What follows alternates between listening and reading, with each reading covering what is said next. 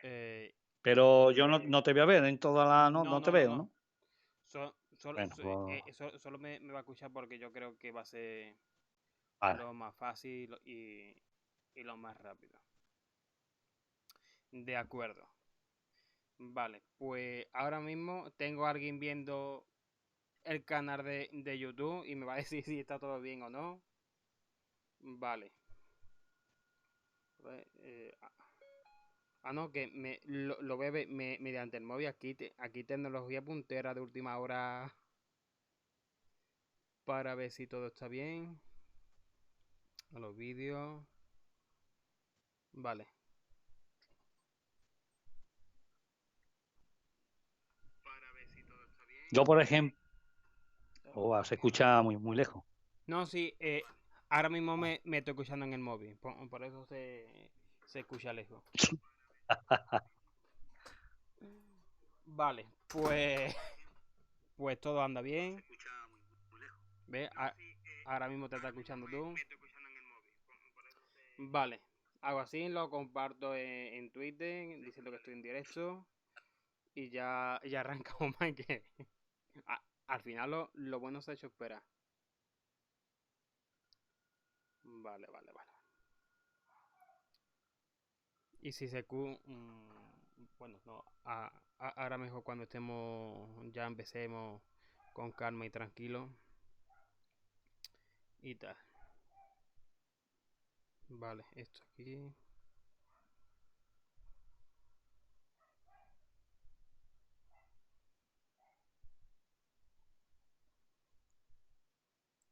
Vale, directo ahora mismo.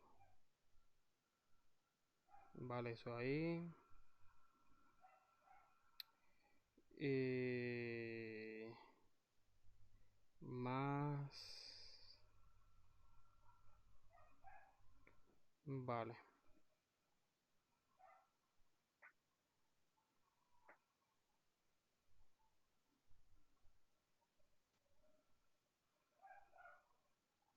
Vale, ahí también. Ahí.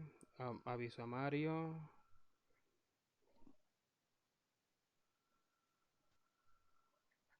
Vale, perfecto.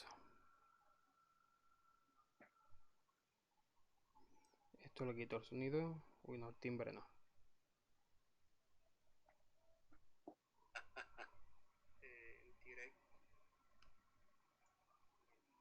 Vale, perfecto. Perfecto, perfecto. Eso lo dejo ahí. Y arrancamos. Bienvenido, amigo de Orden del Tiempo, a esta emisión bastante especial, este primer directo. Quizá tenga algunos errores, algunos fallos, pero permitirme que es el primero. También por la situación que estamos todos encerrados, cada uno en su casa. Y si se escucha, pues, gente alrededor, es que en esta casa somos 5 personas y es normal en estas circunstancias. Y aquí conmigo está un buen amigo que lo conocí en febrero, en la legendaria jornada del misterio de la Villa de Bormujo, organizada por el grupo, por la asociación ISPAR, que desde aquí le mando un fuerte saludo. Y con nosotros está Michael Martínez. Bienvenido, amigo, en estos días Muy buenas extraños noches. a mi canal. Bueno, pues muy buenas noches y nada, Bernardo, decir que sí. Lo pasamos ese día, lo pasamos fenomenal, tanto escuchando a esos grandes ponentes como después también en la cena, ¿no? Compartimos una tertulia entre historiadores y, por supuesto, también mirando al misterio, ¿no? Que no se puede olvidar atrás que la historia está lleno de misterios. Efectivamente, y yo creo que son los misterios más bonitos que nos podemos encontrar, ¿no? Porque siempre tienen ese como ese aire de romanticismo, en el buen sentido de la palabra, ¿no? Si nos fijamos en esa corriente artística del siglo XIX. Pero sobre todo eso, ¿no? Porque nos invita a soñar, nos invita a estudiar la historia y decidir si realmente existe la leyenda, no hay leyenda, si es verdad o quizá forme todo parte del mito. Y yo creo que en este directo, en esta transmisión en vivo, vamos a vivir, yo creo, vamos a hablar sobre ello, sobre historia, en este caso de Sevilla. Yo creo que uno de los periodos más bonitos que ha tenido esta ciudad, cuando fue la puerta hacia el nuevo mundo. Pero no solo Sevilla, sino también hablará de Coria y cómo Coria, pues digamos, también se convirtió en una especie de Sevilla 2.0. Tuvieron muchas conexiones, que se movía por Sevilla, quienes las visitaban, porque es más, hace un par de años fue noticia mundial, pero no me quiero adelantar porque ya no lo dirá. No, Michael. La verdad es que sí. Para mí fue una casualidad, ¿no? Para mí fue una casualidad que lo estás hablando, que Sevilla fuera el centro del mundo en aquella época. Estamos hablando en la época de descubrimiento de América y sobre todo el puerto de India, la casa de contratación, que en 1503, mal asesorado, por eso he dicho por casualidad, mal asesorado la casa, en este caso los Reyes Católicos, para designar la casa de contratación y el puerto de la flota de Indias en la ciudad de Sevilla.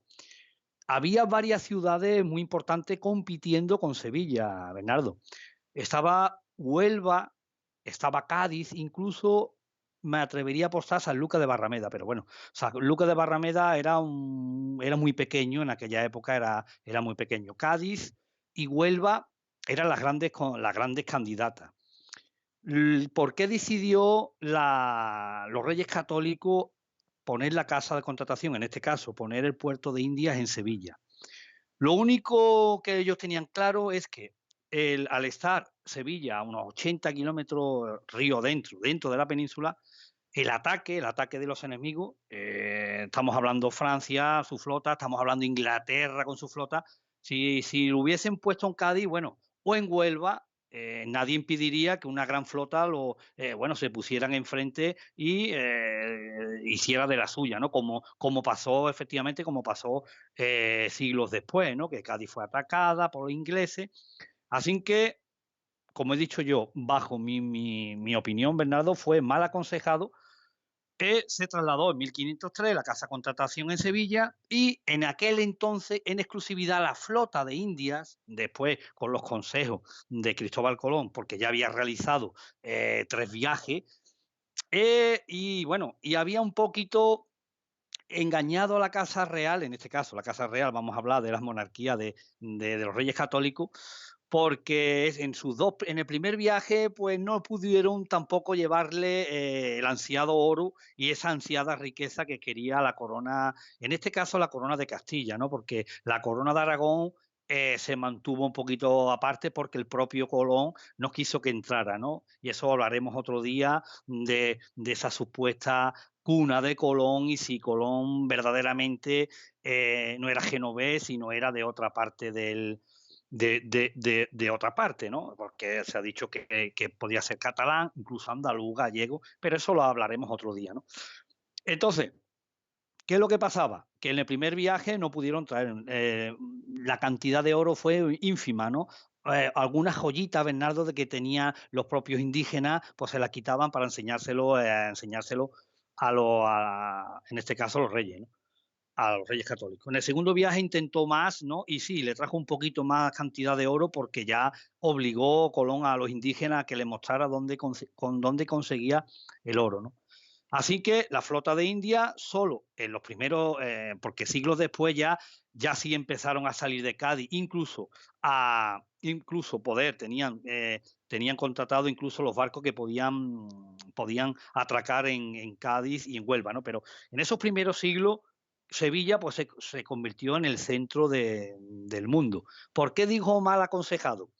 Porque si hubiese estado aconsejado por los verdaderos navegantes, que es lo que tenía que echarle cuenta en este caso, porque era un puerto principal que iba a recibir muchísimas mercancías, bueno, no echó mucho cuenta en este caso los Reyes Católicos, porque el río presenta, el cauce del río no es el que hay ahora, ¿no? El cauce del río presentaba unos inconvenientes muy grandes, ¿no? Había unas curvas, unas cortas que se llamaban, el cual desde Sanlúcar de Barrameda hacia Sevilla pues había que evitarla, ¿no? Pero la más peligrosa estaba justo en Coria del Río, ¿no? Que se llamaba la curva o la corta de la Merlina, ¿no? Era una curva tan pronunciada que se tardaba, los barcos tardaban una jornada completa en entrar en esa curva, pero el problema que había, Bernardo, que cuando volvía, después de una jornada, prácticamente estaba a 50 metros, seguía estando en Coria del Río, estaba a 50 metros de donde había cogido la curva, ¿no? Y entonces remontaba Río Arriba y llegaba a Sevilla. Pero con el transcurso, muy pocos años después, resulta que los barcos empezaban a venir con grandes mercancías, bien cargados, el calado de esos barcos era más profundo y se quedaban encallados. Había un sistema en Coria, había, había gente dedicada con sus mulos a una gran cuerda, se amarraba a esos buques, a esos galeones cargados, esos barcos cargueros, cargados de provisiones, de oro, de especias, y con 15 mulas o bueyes, en aquel entonces lo que había era ese animales que podían tirar grandes cargas. Bueno, pues esa maroma hacía cuando el barco se quedaba encallado, pues con esas bestias intentaban coger la curva. Llegó un momento en que, bueno, no podían pasar la curva. Solución, ya no podía hacer otra cosa. Solución, retrasar, buscar un puerto también fluvial por el miedo a los ataques enemigos, por el miedo al ataque de ingleses, franceses, holandeses, cualquier ataque marítimo, pues tenía que estar en el río a Exactamente. retrasar un poco, Bernardo, a retrasar un Ujú. poco el puerto, se dieron cuenta que, bueno, que el puerto de Coria del Río, el puerto había sido utilizado milenios y milenios antes, ¿no? Por los fenicios, porque ahí desembocaba el río Tarteso, río Magno, río Betis, como río Sí, sí, sí, Guadalquivir, sí, que efectivamente, sí, sí. Es más, desembocaba en Coria del Río. el puerto oficial de la Hispalia romana estaba en Coria y no estaba en la propia Sevilla actual, en una laguna que a día de hoy prácticamente ha desaparecido, si no ha desaparecido en su totalidad, si no me equivoco, ¿no, Michael? Efectivamente, estaba el Golfo Tartésico, que hoy en día, para que nuestros oyentes comprendan, era lo que es hoy Doñana, ¿no? Doñana, el Parque Nacional de Doñana y sus marismas, ahí entraba un golfo de mar y en Coria del Río desembocaba el río Guadalquivir, ¿no? Pasando ese río Guadalquivir era un río con mucho cauce. Detrás se hacía un estrechamiento llamado el Estrecho de Coria, y detrás se formaba una laguna que le llamaban el lago Ligustino, que prácticamente Sevilla, geográficamente, Sevilla es muy especial porque los pueblos de alrededor, la cornisa de la Jarafe, los pueblos de alrededor es más antiguo que su propia capital, ¿no? Porque estamos hablando de que los fenicios estaban en el siglo VIII antes de Cristo, ¿no? Tenemos la necrópolis más grande del tercer milenio antes de Cristo está en Valencina, de la Efectivamente. Concepción, ¿no?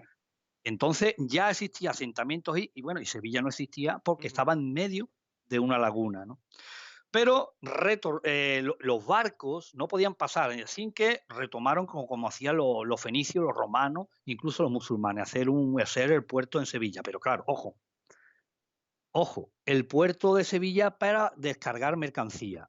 Lo que hicieron era trasladar la aduana, el edificio de la aduana, ya no estaba en Triana, ya no estaba en lo que es el río Guadalquivir en Sevilla. Lo trasladaron hacia el puerto de Coria del Río. Entonces, todas las mercancías, todo el oro, todas las especias se descargaban en este pueblo aljarafeño, en Coria del Río.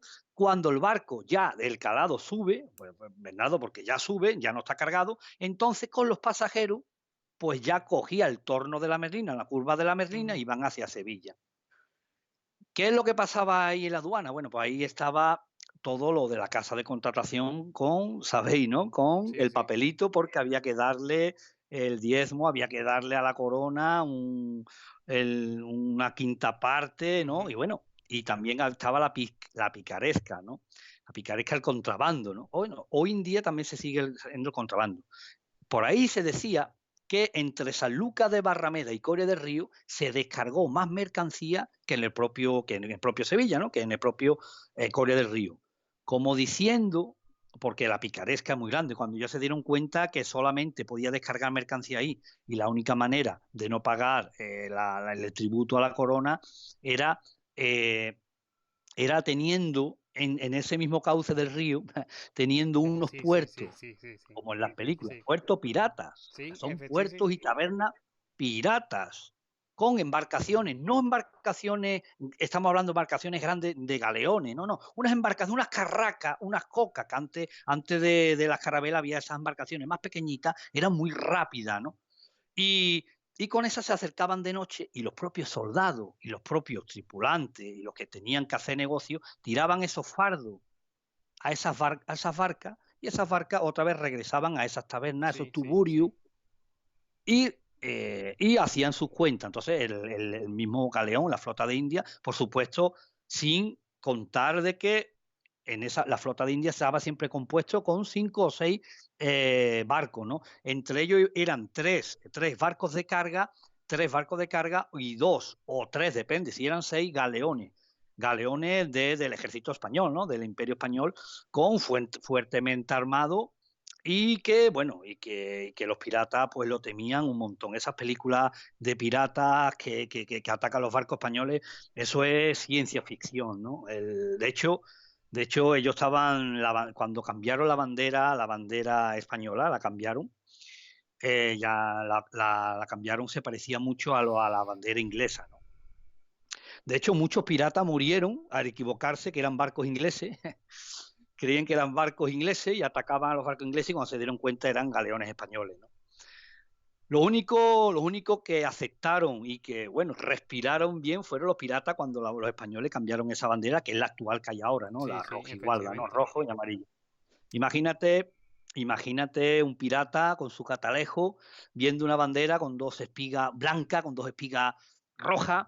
Son ingleses, vamos, y cuando te das cuenta, el ejército español, España no se le podía toser en el mar, ¿no? Esas No, no, películas de no. esos piratas. Si en todo, estamos hablando en 4 siglos, en 3 siglos y pico, un 5% y menos fueron capturados por los piratas. De Ujú. ese 5%, 1 o 0,5% fueron en ataques piratas, fueron recuperados los barcos, ¿no? Fueron barcos. Los demás era porque esas grandes tormentas, esos grandes huracanes que había incluso en el Caribe, hacían que esa flota, bueno, pues esos barcos lo dieran por perdido. No podían, y los españoles intentaban transbordar la mercancía, el oro, en otro barco y dejaban eso a la deriva. Entonces los piratas, podíamos decir que los piratas eran carroñeros, ¿no? Ahora, eso sí, a los ingleses, eso sí, a los ingleses, bueno, a los ingleses pues la atacaban, a los ingleses, lo que pasa es que ellos esa cifra la esconde, ¿no? Esa cifra esconde, ¿no? Bueno, si me da la oportunidad, Sí, sí, por supuesto. sabéis de dónde viene esas películas de pirata donde sale donde sale ese pirata rudo, cojo, tuerto, manco, con el loro con el loro, ¿no? Que se ve que es el pirata más temido, ¿no? Y se ve todo eso. Son películas inglesas, películas americanas. Eso efectivamente era el temor que tenían los ingleses. Ese temor se llamaba Blas de Lezo, ¿no? Ese temor se llamaba Blas de Lezo. El Entonces, medio hombre. imaginaros el medio hombre, ¿no? O sea, todo lo que tuviera doble no tendría, ¿no? Imaginaros lo que llevaba tapado, ¿no? Si tenía 2 ojos, uno, si tenía 2 manos, una, si tenía 2 piernas, una, y Efectivamente, etcétera, etcétera, etcétera. efectivamente. Entonces, imagínate que imagínate después de Cartagena, de la derrota tan grande de Cartagena de India, la popularidad que tuvo Blas de Lezo era, imagínate el ejército o un pirata inglés, un corsario inglés con un catalejo. Se ponía horas y horas a la tripulación española. Siempre observando al camarote del capitán, ¿no? Bueno, pues imagínate cuando el capitán iba andando, lo que se estaban fijando en la forma de andar. Con Estamos teniendo algunos problemas, pero Michael vuelve. Sí, se Michael, ha cortado, sí, sí, efectivamente, esto efectivamente. es el directo, es el Sí, sí, sí, directo. no te preocupes, no te preocupes. Bueno, imagínate que eso, que estaba mirando el catalejo y veía al capitán cómo salía de su camarote, ¿no? Como el capitán empezase a cojear rápidamente, media vuelta porque podía ser la posibilidad de ser el almirante o el capitán general Blas de Lezo, ¿no? De eso, de esa fobia que tenían al hombre cojeando, bueno, pues salió las películas, esta famosa película que el capitán pirata tiene que ser cojo, tuerto, Ujú. manco, efectivamente, ¿no?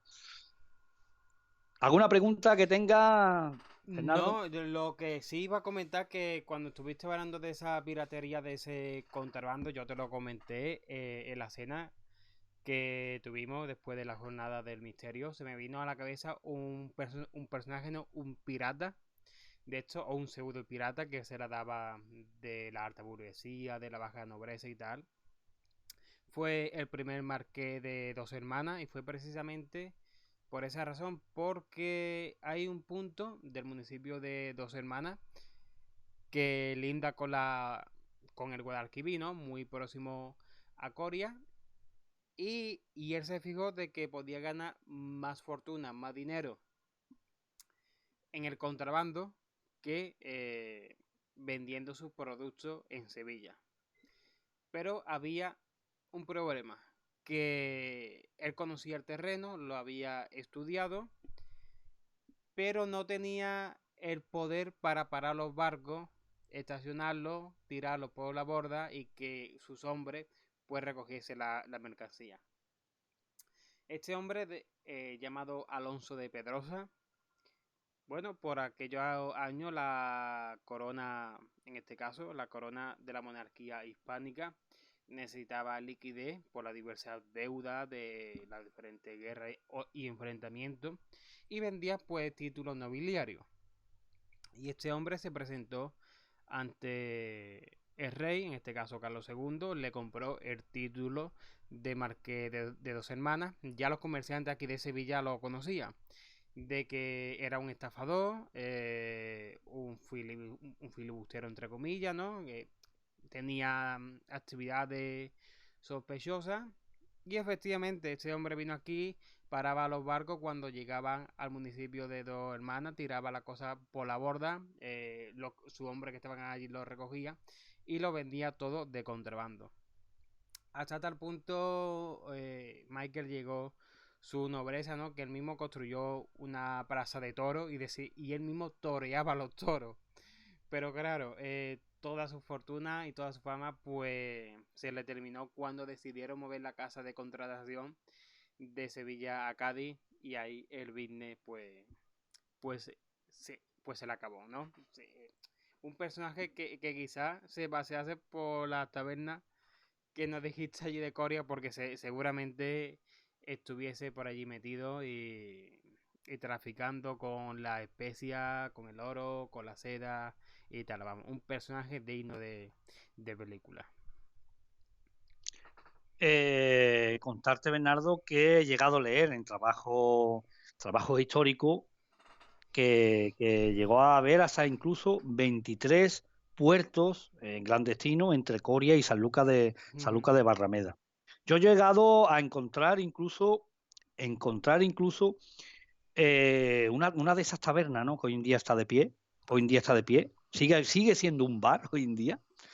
Lo que pasa que ya no, el río no, esa curva también desapareció, hacía un meandro y el río pues desapareció, ese cauce cambió naturalmente, ¿eh? O sea, estamos hablando que no la curva de la Ujú. Merlina, la curva de la Merlina se tuvo que quitar después, hoy en día no está, o sea, vía satélite sí la tengo localizada, y hoy en día pasa por Coria del Río y pasa directamente y a la salida de Coria del Río hace una curva y se dirige el cauce hacia Sevilla pasando por Gerbe, ¿no? Eso fue una obra de ingeniería grandísima, ¿no? Pero la Casa de Contratación 1717 pues ya pasa a Cádiz, ¿no?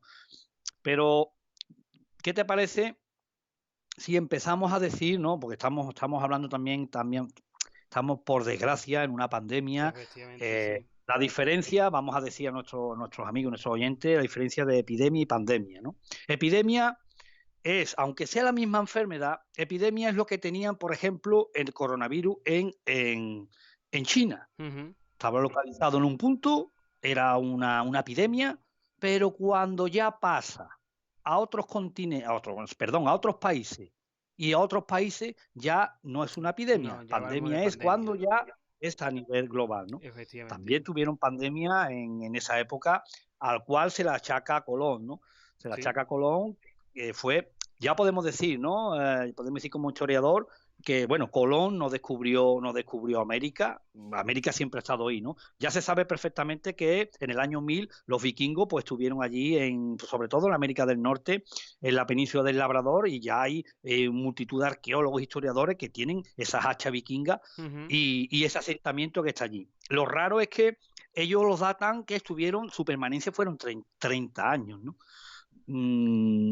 Es un misterio por qué abandonaron los vikingos aquella zona. No se sabe si por alguna plaga, alguna enfermedad. Lo que sí es verdad que se abandonó el campamento y, bueno, está constatada, son hachas, fabricación vikinga, normanda, y que, bueno, que está allí.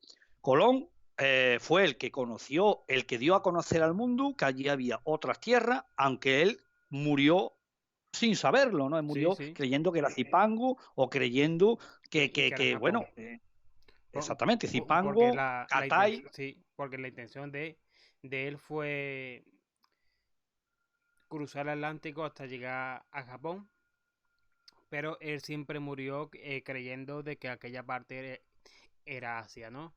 Y ha mencionado a los vikingos, también hay sospechas, ¿no? Por diferentes hipótesis de investigación, de que los portugueses también conocían el continente americano, pero tampoco tenían esa noción de que habían descubierto todo un mundo nuevo, ¿no? ¿Por qué? Porque algunos estudios, algunas investigaciones señalan todo ello basado en la repartición del mundo cuando el Papa Alejandro VI pues separó, ¿no? A través de un paralelo la división entre España y los territorios portugueses, porque esa línea justamente cruza con Brasil, ¿no? Hay diferentes hipótesis de que cuando los portugueses iban camino hacia la India, alguna tormenta pues desviaría a unos pocos barcos, y estos pues quedarían en el amparo de las corrientes marítimas hasta llegar a la costa brasileña. Allí pensarían de que habían descubierto una gran isla, habían calculado más o menos a través de los cálculos de la estrella, porque ellos se orientaban a través del movimiento estelar, la posible ruta, el posible paralelo y tal. Se reabastecieron y volvieron, ¿no? En busca de la costa africana.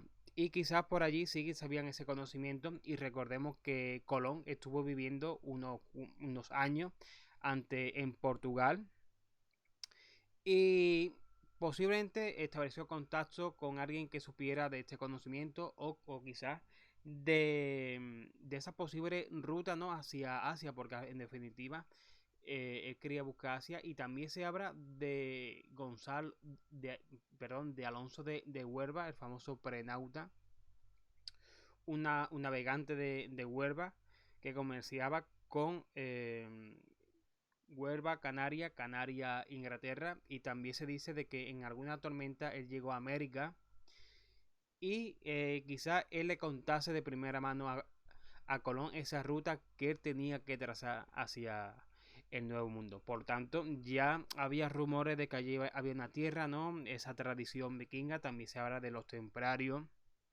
de ese conocimiento, porque el puerto más importante de la orden estaba en la costa atlántica francesa y no en la Mediterránea, cuando tenía que tener todo el sentido. Pero bueno, todo confluyó en una misma idea, y Colón pues decidió embarcarse, ¿no? Hacia ese nuevo mundo, ese choque de mundo en definitiva.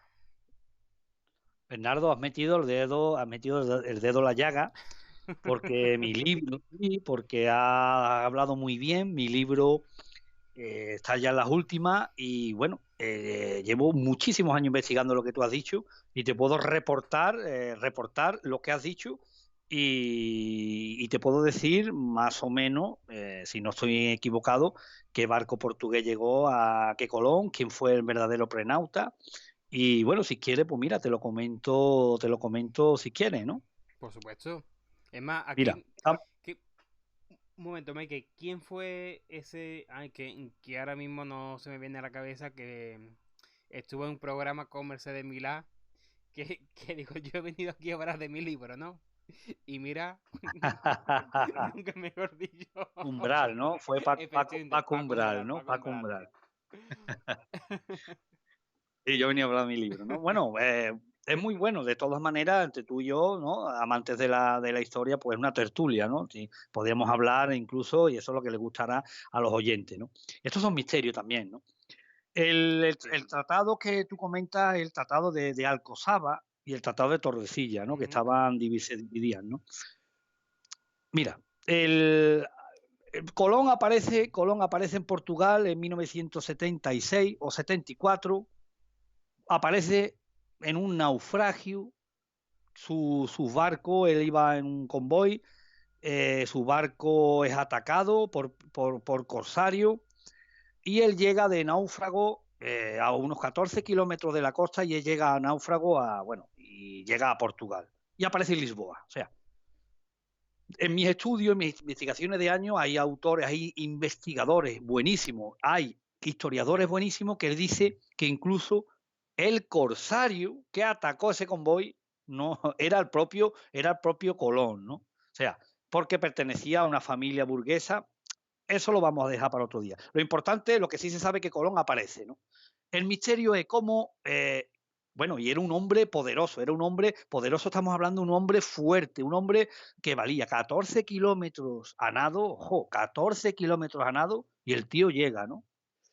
Bueno, un náufrago, hijo de un tejedor de Génova, y se presenta habla directamente con las coronas, las mayores coronas más importantes de Europa. Llega hasta hablar con Juan II, el rey de Portugal, llega a hablar con la reina de los reyes católicos. O sea, yo sé, y no Ujú. lo voy a decir aquí, que posiblemente Colón no fuera un hijo de un tejedor, pero vamos.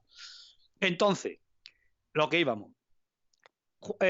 Colón se presenta ante Juan después de que se casa con Felipa, su mujer, que era hija de un gran importante, un noble, bueno, y Colón, bueno, en este caso, pues se casó y estuvo en Porto Santo, las Islas Madeira, estuvo por las Ozores, o sea, lo importante es que Colón se presenta ante Juan II y le comenta su historia, ¿no? De que quiere llegar y que, ojo,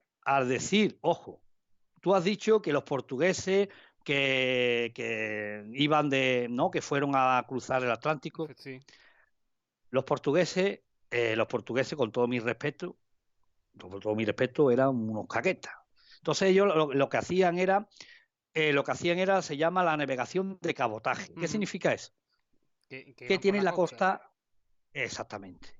¿Cómo se separa? No viene a la costa. O sea, que llegó un barco portugués a antes que Colón a América, conscientemente no, ni con tormenta. Una tormenta al lado de la costa de África no te separa de. Pero te vi por qué sí llegó.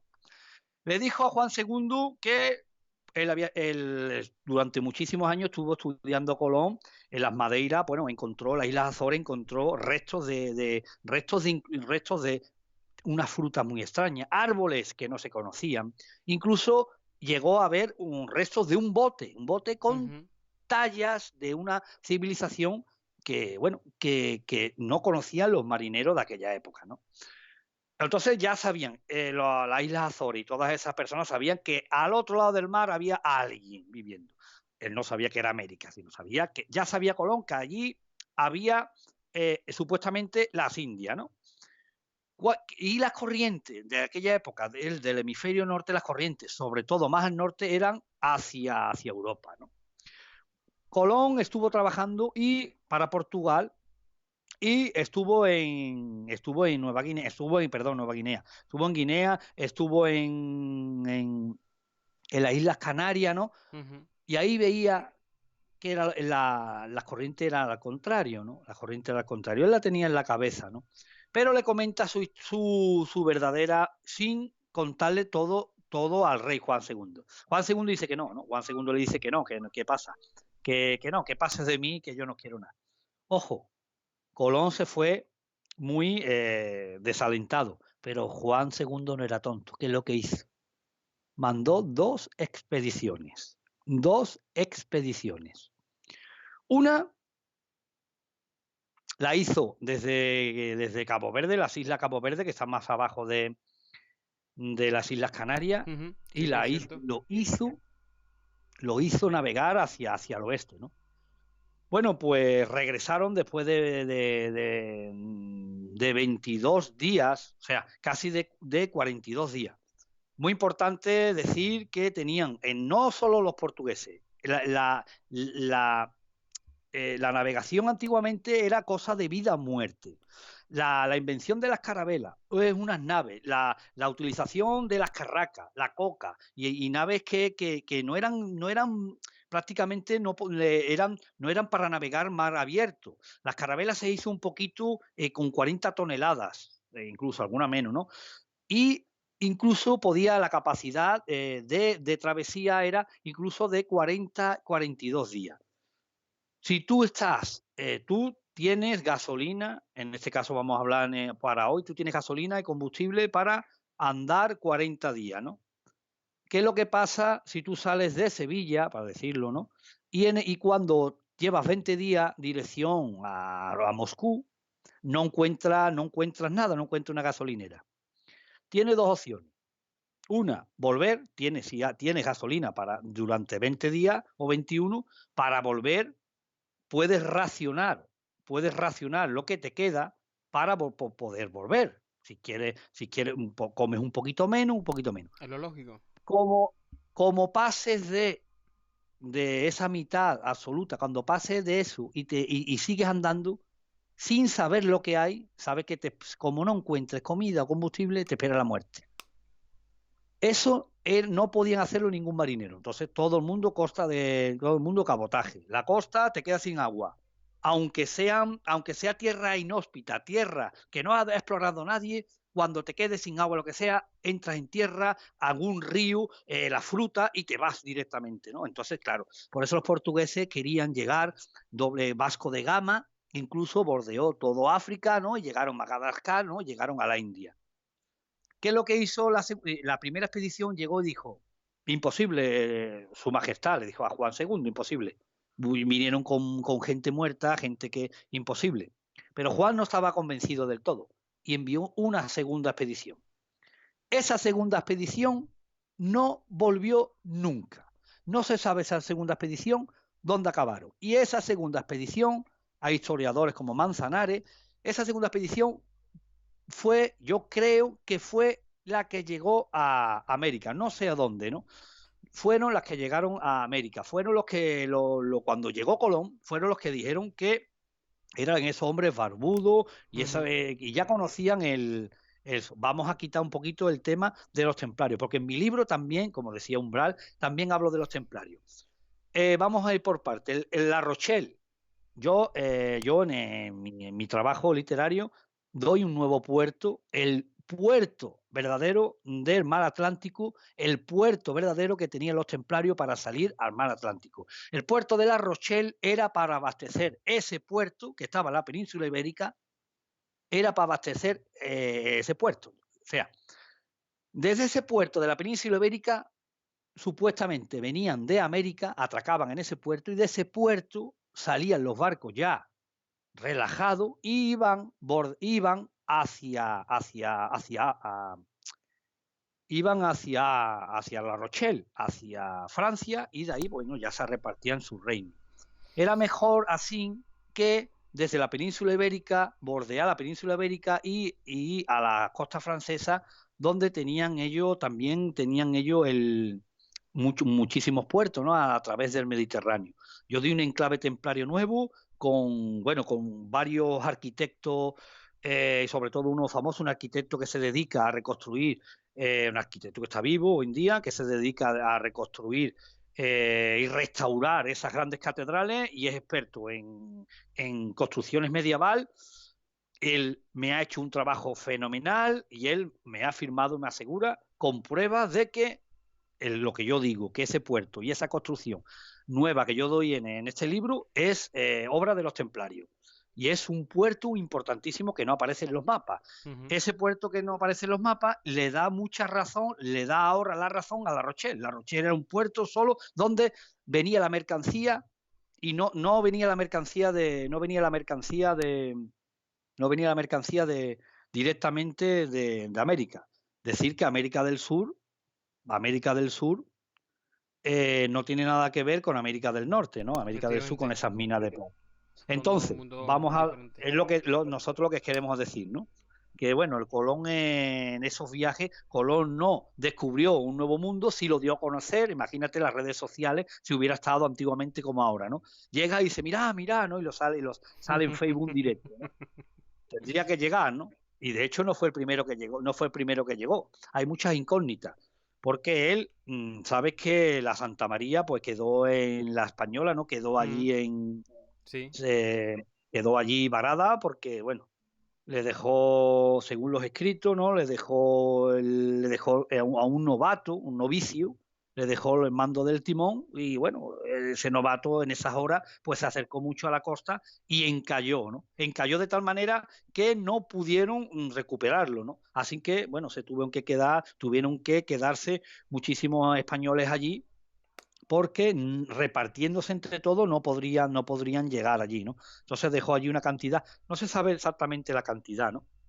22, 21, ¿no? Dejó allí Colón a muchos españoles con el le dijeron fuerte Navidad por el día que era sí, y le de Navidad. prometió de que volvería. Es un misterio porque después, efectivamente, después volvió Colón, volvió incluso con ejército, ¿no? Porque ya el segundo viaje iban soldados aguerridos y soldados bien ataviados y bueno, no encontró rastros de ningún español hasta hoy en día es un misterio. También es un misterio dónde encalló la Santa María, ¿no? Porque la Santa María no se desvalijó por completo. Ujú. Fueron tablas de la cubierta y dos o tres tablones también, pero la Santa María quedó allí, bueno, se ha perdido, ¿no?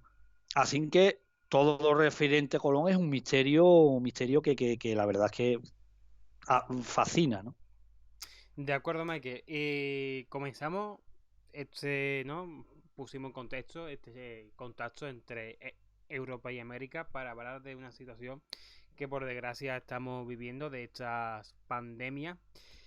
También hubo un cruce, ¿no? De entre virus que los europeos llevamos a América y América también nos dio su propio virus. Que incluso llegaron hasta la propia Sevilla y muchas personas enfermaron de ellos, si no me equivoco, ¿no, Michael? Claro, el aislamiento microbiano y bacteriano América total y Europa era considerable, no había contacto. Entonces, los habitantes de Europa, Euroasia y África, bueno, pues tenían durante milenios, han tenido un Ujú. contacto permanente, ¿no? Ellos, no, vamos a hablar de nosotros, bueno, pues a lo largo del tiempo nos fuimos un poquito inmunizando, ¿no? Inmunizando y solo se ponía enfermo el que ya tenía las defensas demasiado bajas y ya pues tenía que enfermar. No estamos hablando de la peste bubónica ni de la gripe española, ¿no? La mal llamada gripe española. Estamos hablando de lo que es una gripe normal, la viruela y el sarampión, que es lo que los europeos, en este caso, llevamos a América. Muchos historiadores tienen y dicen que Colón, cuando ya fue a la Española, que y se bajó allí, fue el primero, el portador de lo que es la gripe, ¿no? A partir de ahí, pues no, ya se propagó, ¿no? Muchos dicen que era la gripe normal, pero otros dicen que era la gripe del cerdo, ¿no? Hay que decir que en esas travesías que se hacían, y la travesía que hizo Colón, la travesía que hice Colón, para evitar el escorbuto, llevaban fruta, ¿no? Pero la fruta tiene una duración, Sí, ¿no? muy No corta. existía el frigorífico. No existía el frigorífico, Ujú, entonces tenían que llevar las salazones, ¿no? Carne salada, ¿no? Eso tiene un inconveniente. El inconveniente es que el que se alimenta mucho de eso le da mucha sed, ¿no? Y ahí estamos hablando que tampoco había agua, el agua estaba racionada, ¿no? ujú. Barriles de agua tenía que estar, y más en el primer viaje, ¿no? Más en el primer viaje. Entonces, también estaba la pesca. También Sí. llevaban para comer carne fresca, ¿qué es lo que hacían? Para no comer tanta salazón. Pues llevar cabras, llevar ovejas, no llevar vacas, porque, bueno, en algunos sitios he escuchado yo que llevaban, sí, en algunas veces, en esos galeones grandes después, que cuando tú ya sabías la distancia que estaba y lo que tardaba, pues sí, los colonos sí llevaban caballos, o sea, Ujú. caballos, en este caso, vacas, pero bueno, en el primer viaje, en el segundo viaje, en el primer viaje no Sí, podían sí, sí. llevar vacas. Entonces llevaban el ganado bovino y caprino, y que los llevaban, los alimentaban, y cuando hacía falta, pues lo sacrificaban y comían la Sí, carne sí, sí. fresca, ¿no? Cuando llegaron allí, bueno, el cerdo, ellos decían, muchos historiadores, otros dicen que no. Bueno, se propagó efectivamente los virus y esa enfermedad lo propagaron, ¿no? Fue a partir ya del segundo y el tercer viaje cuando ya efectivamente ya empezó, porque cuando Colón regresó, también el contar que los indígenas allí, esos indígenas allí, estaban totalmente desprotegidos contra, estamos hablando, la gripe, la viruela, que la viruela fue lo más mortandad, y el sarampión, ¿no? Que hubo allí en América, ¿no? Entonces, estaban desprotegidos, ¿no? Porque su organismo nunca había estado y en masa, ¿no? Sin embargo, los colonos, los españoles, los ingleses, bueno, pues tenían ya en su cuerpo, tenía incluso el virus de la viruela, pero siempre controlado con los anticuerpos que teníamos nosotros. Hombre, si ya se supera esos anticuerpos, esos virus, pasa como ahora, ¿no? Estamos en esta situación, ¿no? Hay gente que han estado en contacto con personas que Ujú. tienen coronavirus, y a Sí. lo mejor no sabe el problema del contagio este es que te entre muchísima cantidad. Ujú. Claro, Sí, si sí, sí, sí. tose y tú lo vas respirando, pues sí, ¿no? Por eso son las mascarillas y las precauciones que estamos tomando. Así que imagínate, vuelven al segundo viaje y ya empiezan, y en el tercero los colonos, a intentar ya colonizar, por eso la palabra colono, Bernardo, intentar colonizar esas tierras. Y ya fueron familias enteras, agricultores, da lo mismo que fueran Ujú. andaluces, extremeños, allí, ¿no? Tuvieron un problema es que llevaban semillas autóctonas de aquí y no germinaban allí, ¿no? No. O sea, llevaban el trigo y no germinaban. Tuvieron la única comida que tuvieron, claro, ya llevaban animales, ganado, ¿no? El ganado lo llevaban, y ya sí llevaban vacas y eso, y bueno, pero la comida tuvieron que comer, enfermaron ellos porque el español de aquella época empezó a comer comida que no había comido nunca en la vida, el tomate, la patata, ¿no? Y Ujú. empezaron a enfermar. De hecho, ya hicieron una carta y un escrito y mandaron un barco pidiendo ayuda a la corona que por favor mandara alimentos como el pan, y o sea, alimentos para que ellos pudieran sanar y pudieran comer alimentos que estaba su organismo adaptado. ¿Qué es lo que hizo los Reyes Católicos? ¿No? Los Reyes Católicos mandó una flotilla y se trajeron a todo el que pudo, se lo trajeron aquí, pero ya venían enfermos, ¿no? Por eso empezaron, ahí fue la primera pandemia que tuvimos, y claro, ¿dónde lo tuvimos? La tuvimos aquí en Sevilla, Bernardo. Ujú. Una cosita, Mike, que para que la gente no entienda el por qué esos problemas alimenticios de cuando una población no está acostumbrada a comer, en este caso, alimentos de otra procedencia, ¿no? Nosotros nos hemos adaptado, ¿no? Durante miles de años a un clima, a una alimentación. El ejemplo más fácil son los lácteos. Muchas personas no pueden digerir los lácteos porque su cuerpo no ha desarrollado, eh, digamos, esa enzima, esa proteína que le permiten digerir los lácteos. Aquí en España, lo más llamativo y el ejemplo más fácil, ¿no? De ese enfrentamiento entre mundos a nivel gastronómico.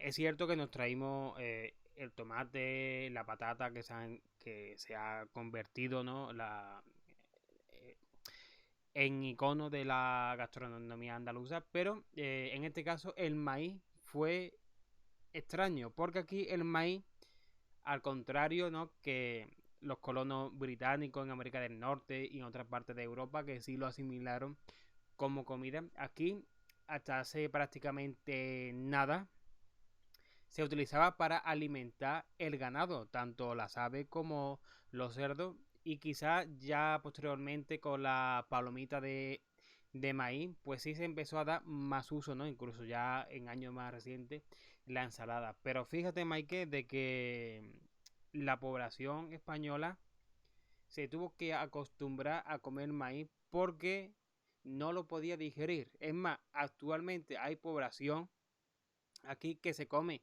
un granito de maíz y sale como entra. El cuerpo no ha sido capaz de digerirlo y te abra un servidor que no se puede comer una mazorca de maíz porque si no me estriño. Y es curioso la adaptación a los alimentos, ¿no?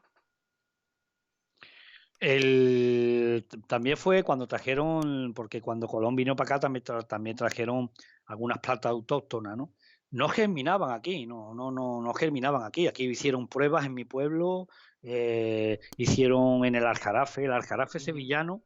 El aljarafe era antiguamente, bueno, y ahora, era la despensa de esos viajes transoceánicos, ¿no? Las embarcaciones que salían de Coria, en Sevilla le tomaba tú lo sabes muy bien, ¿no? En Sí, el sí. archivo de India, ¿no? Que tú lo sabes muy bien, tomaban, eso sí, los españoles teníamos una constancia y menos mal que lo dejamos todo por escrito, ¿no? Entonces, fulanito de tal, ¿no? Tenía una constancia y allí era como allí eran los pasajeros, ¿no? Las carabelas y los barcos, los galeones salían de allí, de Sevilla, pasaban la curva de la Merlina y allá en Coria, pues se montaban los animales, el ejército se montaba, el polvorín, estaba el polvorín de Coria del Río que estalló 2 veces y una de ellas pues prácticamente se llevó casi por delante a la parroquia de aquí, de la parroquia del pueblo.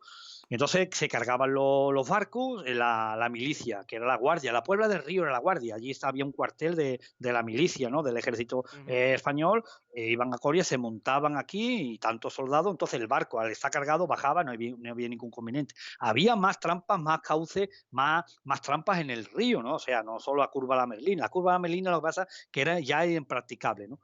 Pero bueno, estaban los prácticos, desde entonces ya habían pilotos. ¿Sabes quién es el que bueno, andaba el río arriba y el río abajo y ahí iba en mi pueblo y cogía la curva de la Merlina? ¿Quién enseñaba a los pilotos? No. Américo Vespucio. Ah. Américo Vespucio. Américo Vespucio, Américo Vespucio fue el primero, que tenemos constancia, que se nacionalizó, el primero del mundo que se nacionalizó por papeles, nacionalizó español. Ujú. ¿Y por qué? Curioso, Porque había curioso. un real decreto, los Reyes Católicos, que decía que ningún extranjero, eso no somos tontos, ningún extranjero podía conocer la ruta ni pilotar un barco de la Armada, bueno, un barco de la Armada, un barco español. ¿Para qué? Para que no supiera las corrientes, Ujú. para que no supiera cartografía, para que no supiera, claro, algunos extranjeros camuflados podía ir en la tripulación, pero el que manejaba, el piloto tenía que ser español. Ujú. Claro, Américo Vespucio, con su astucia, y se dieron cuenta Reyes Católicos que era un personaje que sabía muy bien de cartografía, que era muy interesante, le otorgaron la nacionalidad. La Sí, nacionalidad sí, que tiene sí. que estar en el archivo de India. Nacionalidad, o sea, como diciendo, eres español, ¿no? Es el primero Ujú. en un documento oficial donde te dice que él era italiano, pero para pilotar un barco español tiene que ser español, ¿no? Y se nacionalizó español. Bueno, pues él recorría, él aprendiendo a los pilotos españoles, aprendiendo a manejar el barco y cómo salir de ese cauce, pues empezaba en Sevilla, cogía el torno a la Merlina y bueno, iba hacia Sanlúcar Barrameda, de Sanlúcar Barrameda otra vez hacia Coria, ¿no? Él estaba encargado de aprender a esos pilotos, ¿no? Entonces, tenemos dos carreras. La primera carrera, en esa época había, por supuesto, la corona española después de 1492, ya se expulsa a los musulmanes de la península, sí. ya se queda lo que es España casi unificada, y lo único que quiere ahora es recuperar el oro, el oro, el dinero, ¿no? Y sobre todo encontrar las especias. ¿Por qué hay que decirle a nuestros oyentes, las especias, por qué son tan importantes? ¿Por qué han muerto? ¿Y por qué lo que hoy llamamos, imagínate, hoy decir, vamos a matarnos, vamos a morir por el ketchup, por la mostaza, ¿no? O, por no decir especia, ¿no? El comino, Sí. porque Para aquí que lo había el entendamos. laurel, ¿no? Sí, sí. Pues muy fácil, es muy fácil. El español estaba acostumbrado a echarle el tomito, lo que había aquí, no romero, no, lo que hay aquí, pero se le echaba la carne para darle para darle sabor. Bueno, sí, pero lo principal, Bernardo, era para quitar ese sabor a podrido, ese sabor a carne podrida, porque antiguamente, cuando se hacían las matanzas, igual que hoy, pero hoy hay frigoríficos. Sí. Antiguamente, si tú matabas una vaca, tú no te puedes comer una vaca entera en unos días, ¿no? ¿Qué problema Efectivamente. había? Que tú te comes carne fresca esta semana, pero cuando llega la carne, ¿cuánto tiempo dura sin congelador? X tiempo. No lo sé, no soy un experto en eso, pero vamos, dura poco. O sea, esa última carne para consumirla tenían que hacerla mucho, Sí. prácticamente carbonizarla. Y Sí. esa última parte del cerdo, la de la vaca, de la oveja, tenían que comérsela así. Las especies eran eso que hacía. Condimentaban con especies esa carne, Para degustarla. el aceite, claro, el aceite de oliva que nosotros lo teníamos aquí, y ese sabor, porque efectivamente te estabas comiendo carne ya en mal estado, ojo, la especia no curaba esa carne estaba en mal estado. Sino para darle Entonces, sabor. claro, y para quitarle, para engañarte, ¿no? Sí.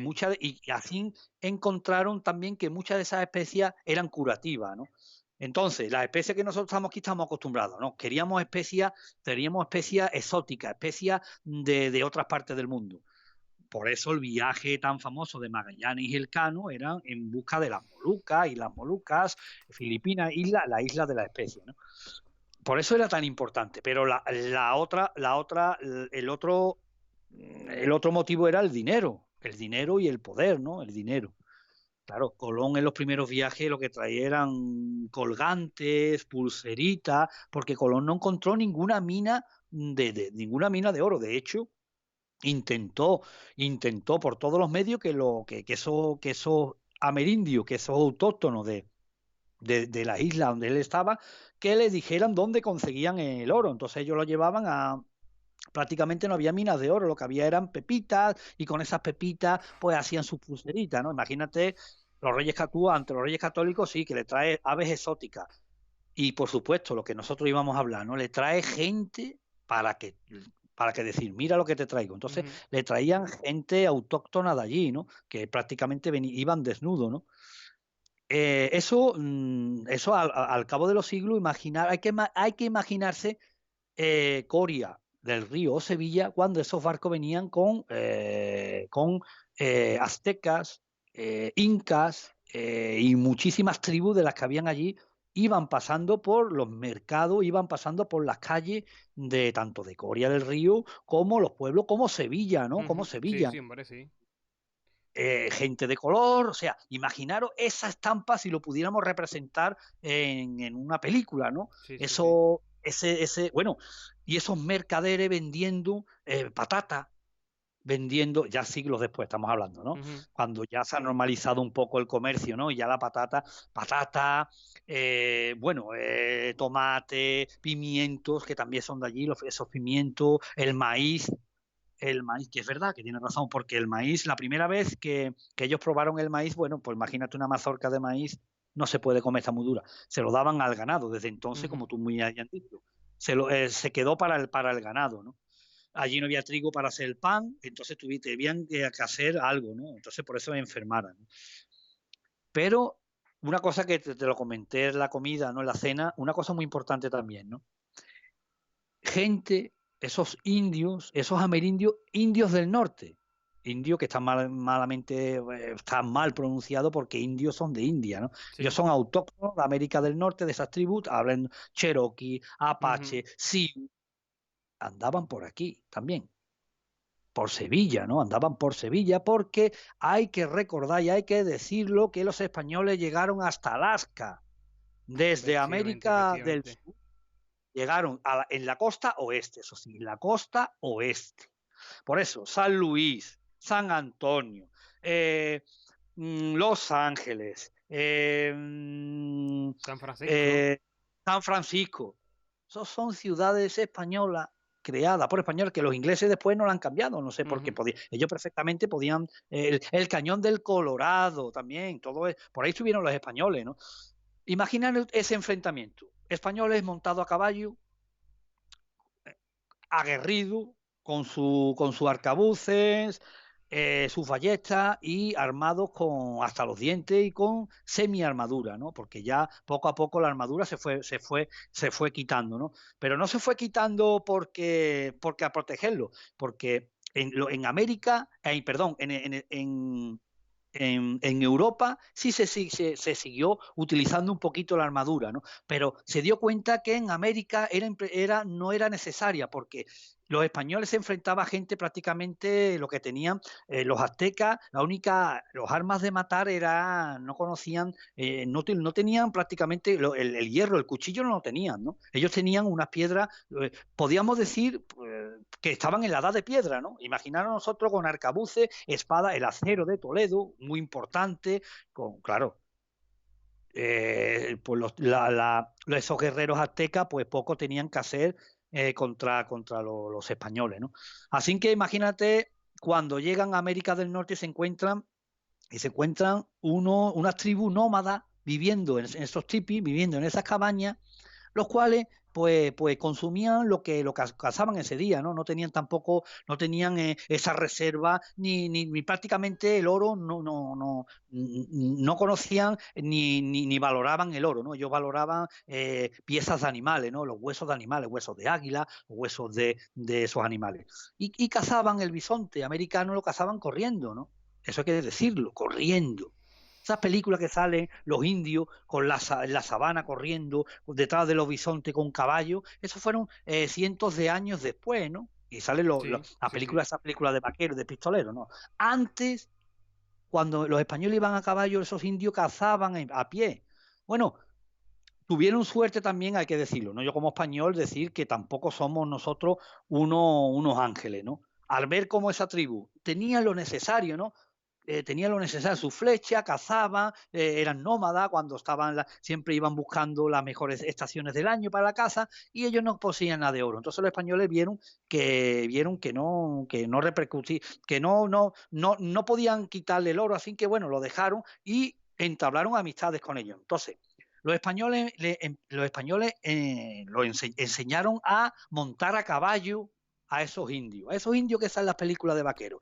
Le empezaron a enseñar a disparar, le empezaron a enseñar a moldear metales, incluso cómo a fundirlo. Le cambió su vida totalmente. Incluso le enseñó el idioma, le enseñó ese idioma, el castellano, el español de aquella época, el castellano. Es muy gracioso porque las crónicas inglesas, cuando ya Estados Unidos, los Estados Unidos, gracias a los españoles, pues se independizan de Inglaterra, pues ya empiezan la batalla del oeste, ¿no? A expandirse, ¿no? Y ahora es muy gracioso cuando en esas películas vienen esos vaqueros o esos colonos y ven a los indios por primera vez. Los indios no se extrañan, saben que son rostros pálidos porque sus bisabuelos, tatarabuelos, ya le habían dicho que habían venido unos señores con barba y eran pálidos. Y sale esa imagen que dicen how. Bueno, Bernardo, how no es. La palabra es hola, hola, hola, hola, hola. Empezaron a decir hola. Sabían hablar no sabían hablar castellano. Son cosas que le habían enseñado sus antepasados, sus tatarabuelos, de la lengua que hablaban entre los españoles y esas tribus.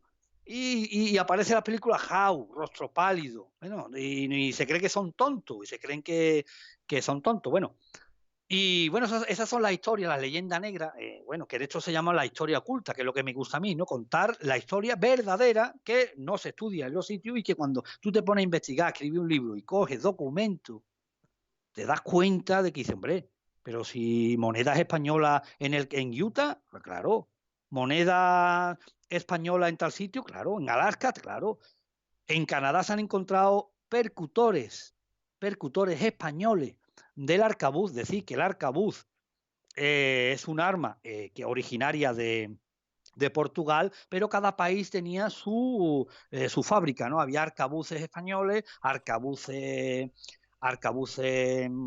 portugueses, y bueno, ese arcabuz, que la madera pues prácticamente ha desaparecido, pero el metal que queda de ese arma, pues ese es de fabricación y es española. Y se ha encontrado en Canadá, ¿no? O sea, muy al norte. Y otra cosa que también vamos a hablar, ¿no? Japón, por ejemplo, Japón era el fabricante y llegó a ser el fabricante número uno de arcabuces, pero un Sí, arcabuz especial para ello, ¿no? Porque el arcabuz español, el arcabuz portugués, pues no era efectivo allí porque la yesca no funcionaba, la madera, el tipo de madera, era incompatible. exactamente. Entonces tuvieron que fabricar un arcabuz Ujú. para ello, ¿no? De acuerdo, bueno, Mike, pues si quieres lo dejamos por aquí. Hemos estado más de una hora, me ha encantado. Te vuelvo a invitar otro día, así nos cuenta la segunda parte que yo tenía en mente de hablar de esa embajada japonesa. Y vamos descubriendo un poco más de historia, ¿no? En estas reuniones que vamos a tener. También tenemos pensado hacer una especial de Semana Santa en lo próximo, en la próxima semana, ya que toda este contexto que estamos viviendo, pues nos lo va a permitir. Y nada, Michael, muchas gracias por compartir este tiempo conmigo. Espero que te hayas sentido como en tu casa. Y espero verte pues de nuevo por mi canal cuando guste, amigo. Sabes que ha sido un placer y bueno, aquí me tiene cuando quiera, porque claro, sí he disfrutado y sobre todo en compañía de un grande como eres tú, ¿no? Porque para mí es un licenciado en Historia y Geografía, pues para mí es, eh, qué decir, ¿no? Un compañero más y Pues la sí, verdad es pues que sí, me pues sí, siento, pues sí. me gusta. Pues sí, pues sí. Bueno, y a los amigos que no estáis viendo, sé que ha habido corte en la transmisión, que ha habido errores, me pido disculpas. De todas formas, volveré a descargar todo el programa y lo volveré a subir entero para que se pueda ver bien del tirón. Y nada, que si os ha gustado, que por favor dejéis un like, que os suscribáis y que nos volveremos a ver por aquí en estos rincones. Un saludo y hasta pronto, amigos. Hasta luego.